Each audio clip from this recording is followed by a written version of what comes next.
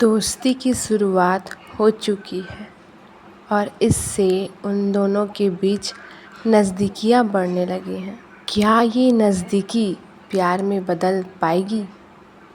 आइए जानते हैं।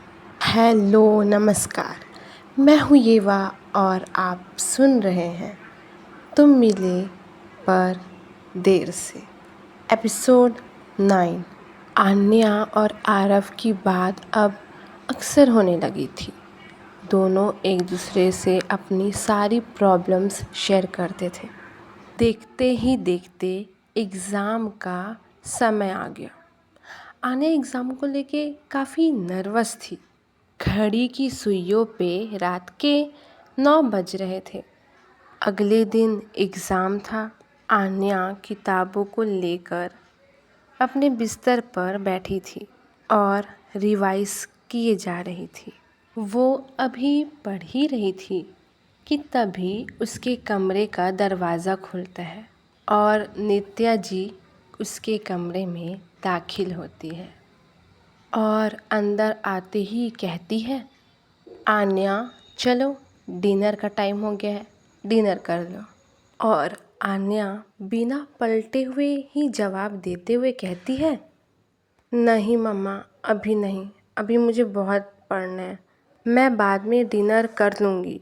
और इतना कहकर वो फिर से अपनी किताबों में घुस जाती है। उसकी इस लगन को देखकर नित्या जी मुस्कुराती है और उसके पास आकर उससे कहती है, मुझे खुशी है कि तुम अपनी पढ़ाई को लेके इतनी ज़्यादा फोकस हो और डेडिकेटेड हो, लेकिन बेटा हमें पढ़ाई के साथ और भी सारी चीज़ों का ध्यान रखना पड़ता है और उसमें खाना खाना भी आता है।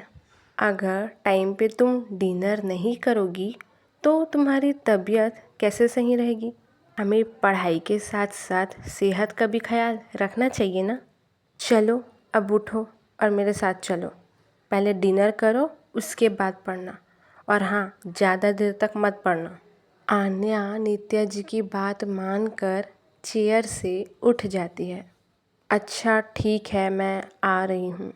और वो नित्या जी के साथ डिनर करने चले जाती है।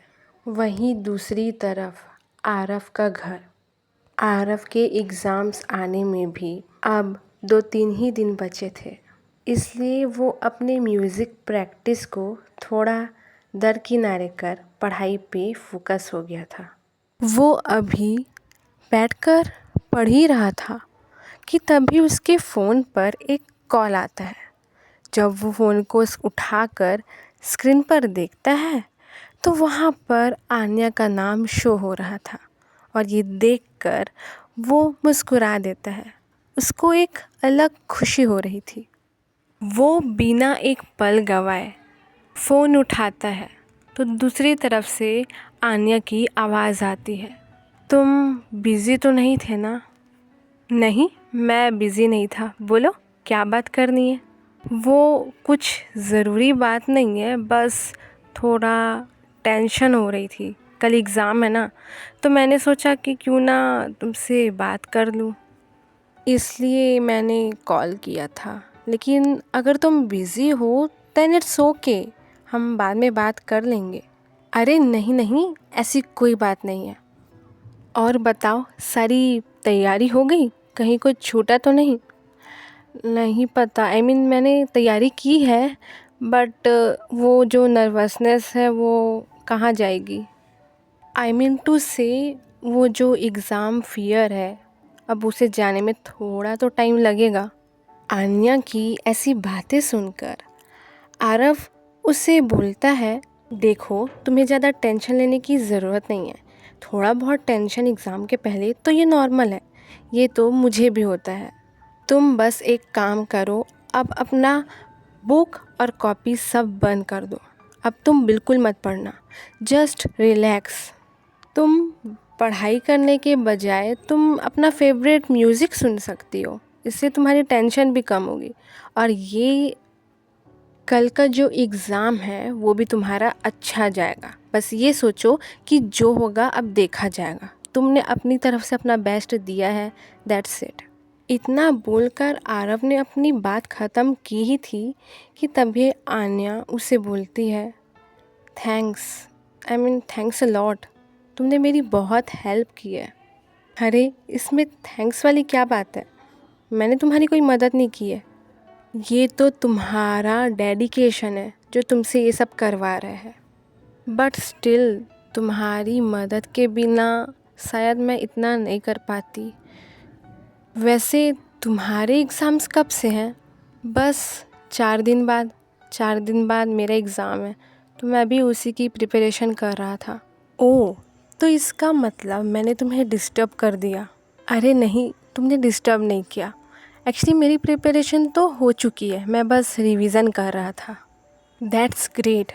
मतलब तुम्हें एग्ज़ाम की टेंशन तो होती ही नहीं होगी। नहीं, ऐसा नहीं है, थोड़ी बहुत टेंशन तो सबको होती है, लेकिन मैं उस टेंशन को अपने ऊपर हावी नहीं होने देता। ये तो बहुत अच्छी बात है, शायद इसीलिए तुम टॉपर हो। हाँ, और तुम बचपन की तरह अभी भी बिल्कुल भोंदू हो। क्या क्या कहा तुमने? मैं भोंदू हूँ? आरव तुम। और फिर दोनों ही इस बात पर हंस पड़ते हैं। अगला दिन सुबह का वक्त था। घड़ी में सुबह के 6 बज रहे थे। आन्या रेडी होकर ब्रेकफास्ट के लिए टेबल पर बैठ चुकी थी। मम्मी जल्दी करो, 7 बजे से एग्ज़ाम है। हाँ, ला रही हूँ। ये लो, ये रहा तुम्हारा गरम गरम नाश्ता। आन्या फटाफट नाश्ता कर लेती है। वो अभी नाश्ता करके उठी थी कि तभी वहाँ त्रिशा आ जाती है। चले? हाँ चल। बेटा तूने सब रख लिया है ना, कुछ छूटा तो नहीं? Admit card? हाँ माँ, सब रख लिया है। अब मैं चलती हूँ, सेंटर पहुँचते पहुँचते अभी आधा घंटा लगेगा। ठीक है, ऑल द बेस्ट। फिर आन्या और त्रिशा वहाँ से एग्ज़ाम देने के लिए सेंटर पर चले जाते हैं। सेंटर पहुँचते ही, आन्या तू यहीं रुक, मैं गाड़ी पार्क करके आती हूँ। ओके। आन्या त्रिशा का इंतज़ार करते खड़ी थी कि तभी उसके फ़ोन पर आरव का कॉल आता है, जिसे देख आन्या खुश हो जाती है और बिना एक पल गवाए फ़ोन उठाती है। Good morning. Good morning. और बताओ, पहुंच गई तुम सेंटर? कहीं कोई प्रॉब्लम तो नहीं हुई ना? नहीं हुई। गुड। सब चेक कर लिया था ना तुमने? एडमिट कार्ड तुम्हारा है ना तुम्हारे पास? हाँ, मैंने सब चेक कर लिया था। ग्रेट। अच्छा चलो, तो फिर मैं फ़ोन रखता हूँ। और हाँ, ऑल द बेस्ट। थैंक्स। इतना कहकर दोनों फ़ोन रख देते हैं और आन्या वो फ़ोन की स्क्रीन को देखकर मुस्कुरा रही होती है। इसी तरह आन्या के सारे एग्ज़ाम्स ख़त्म हो जाते हैं और आरव के भी।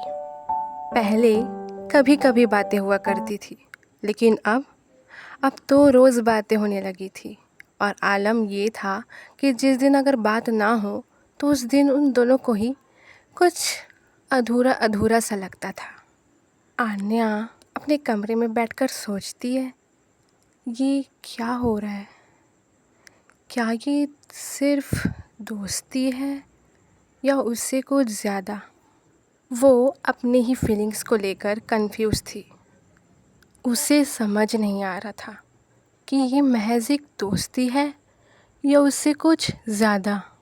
तो चलो, आज के लिए बस इतना ही। मैं मिलूँगी आपसे अगले एपिसोड में। तब तक के लिए बाय।